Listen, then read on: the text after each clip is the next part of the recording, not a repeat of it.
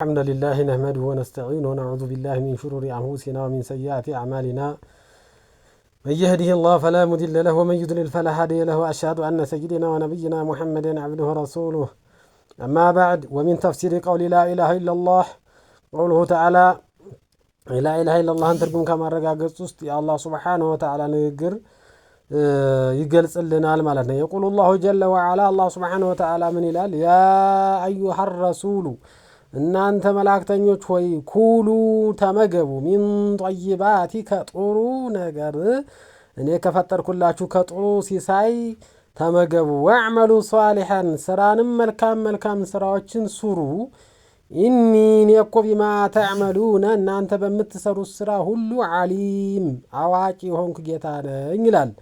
وإن هذه يتي حزب دمو بمولو الله يفترات من أولها إلى آخرها كما جمر واس كما جرشوا أمتكم أمة واحدة عندي هناك حزبنات وأنا لما جمر وام لما جرشوا من يدقمو إلى الله سبحانه وتعالى ربكم جتاتون يفتقون إن ينبتشافرون سلذي الله سبحانه وتعالى بتشا مفراتنا مجزات اندي اللبن ያስረዳናል ከመጀመሪያው ፍጡራን እስከ መጨረሻው ፍጡራን በሰማያዊያትም ያለው በምድርም ያለው ጋንንም ይሁን ሰውም መላእክታም ይሁን ማንም መገዛት አላህን ብቻ እንዳለበት መፍራትም ያለበት አላህን እንደሆነ ይገልጽልናል። ወጀዐለ ذلك ይሄን ነገር አደረገው ላዚመን ሊሩሱሊህ ለሩ መላእክተኞቹ ከመጀመሪያው ከኑህ ጀምሮ እስከ ነብዩ መሐመድ ሰለላሁ ዐለይሂ ወሰለም መጨረሻው መላእክተኛ ድረስ ኢለል መውት እስከ ለተሞታቸው ድረስ አላህን እንዲገዙት አዘዘ። ለነሱ የታዘዘው ለህዝቡም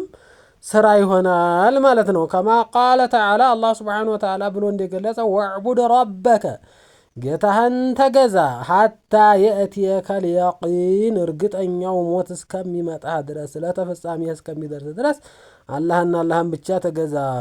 ስለዚህ የመገዛት አይነቶች ደግሞ ብዙ አይነት ናቸው። ማረድ ያለ፣ መስገድ ያለ፣ መለመን አለ፣ መከጀል አለ። ሁሉንም ነገር ከአላህና ከአላህ ማድረግ አለብን ማለት ነው። ወቢዛሊከ ወሶፈ መላእክተሁ ወአንቢያሁ መላእክቶቹንም ቢሆን በሰማይ ያሉትንም ነብዮቹንም ይሆን አሁን ሩሱሎች አለ ሩሱል ሲባሉ 313 ናቸው። መላእክታ ሲባል ደግሞ 124 ይሄ ነብይ ሲባል ደግሞ 124,000 ነብይ አለ። መላእክታው መሽም ስፍር ቁጥር የለውም። እነሱንም ቢሆኑ ያዟቸዋል ለሱና ለሱ ብቻ እንደሚገዙ ገልጾልናል። وقال تعالى وله ለሱኮ من في السماوات ያለ በሰማያትም ያለውም والارض በመሬት ያለውም ለሱ ነው የሚታዘዘው ሲል መላእክቶችም ይሁኑ የቀሩት ነብዮችም ይሁኑ ማንኛውም ومن عنده እሱ ዘንድ ያሉት እኮ لا يستكبرون አይኮሩም عن عبادته እሱን ከመገዛት ولا يستحسرون አይደክሙም حتى ነብዩ አለይሂ ሰላቱ ወሰለም በሐዲሳቸው እንደገለጹት አጥወት السماء وهقلها أن تعط ብለዋል። ሰማይ ተንጣጣች ልትንጣጣም ይገባታል። ما فيها موضع شبر የስንዝር ያህል እንኳን እኮ ቦታ የለም ኢላ وخر لله ساجدا ملائكة الرحمة ያለ መላእክቶች ለአላህ ሱጁድ እያደረጉ ያጎነበሱበት ቢሆን እንጂ አንድም ክፍተት ቦታ የለም። ይሄ ሁሉ መላእክታ በሰማይ ላይ ሆኖ አላህን እየተገዛ ክብደት የተነሳ ተንጣጣች ይላል። ስለዚህ አንድ አሳንቋን አያርፉም ለተገዙዎች ናቸው አይደክማቸውም። يسبحون الليل والنهار ለሊትንም ቀኑንም ያጠሩታል لا يفترون ለአንዲት አፍታም አይዘናጉም።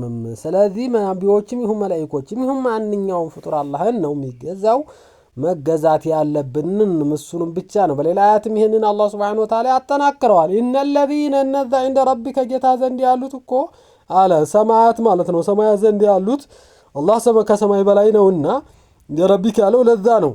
ያስተክቢሩነ አይኮሩም عن عبادة እሱን ከመገዛት ወይሰብሑነሁ እሱን እኮ ያጠሩታል ወለሁ ለስም يسجدون ይሰግዳሉ ይተናነሳሉ። ስለዚህ የሰው ልጅማ ይበልጥ ለአላህ ለነተናሰነስ እነሱ ምንም ወንጀል የማይሰሩት መላእክቶች እንደዚህ ከሆኑ እጅግ በጣም በከፍተኛ ወንጀል ውስጥ ያለ ነው ደግሞ አላህና ለአላህ መስገድና መገዛት እንዳለብን ይበልጥ ተገቢ ይሆናል ማለት ነው። واخر دعوانا الحمد لله رب العالمين وصلى الله وسلم على خير خلقنا محمد وعلى اله وصحبه اجمعين.